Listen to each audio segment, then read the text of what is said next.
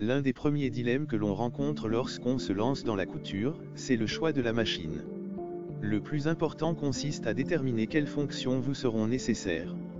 Il n'est pas utile de partir sur un modèle trop sophistiqué si vous n'êtes pas certaine que la couture vous plaira.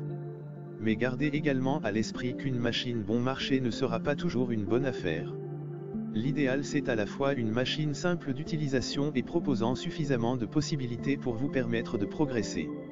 Pour bien choisir sa machine à coudre, il est important de prendre en compte ses désirs créatifs et le temps que l'on souhaite y consacrer, occasionnel ou régulier, reprise, habillement, décoration, patchwork, broderie ou encore le type de tissu que l'on souhaite travailler. Vos projets vous guideront dans le choix de votre machine à coudre.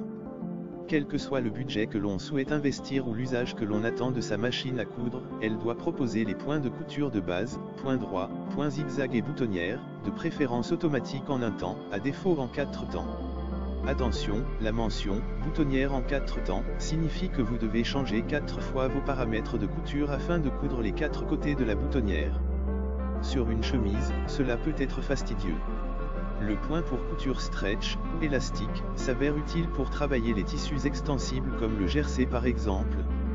Enfin, le point de surjet, aussi appelé point overlock, permet de réaliser des ourlets de bonne facture, même si un point zigzag serré près du bord peut aussi faire l'affaire. La machine à coudre doit proposer un minimum de pieds presseurs, ou pieds de biche, 4 dans l'idéal, un classique, un pour les fermetures éclairs, un pour les boutonnières et éventuellement un pose-bouton, pour cadrer les boutons.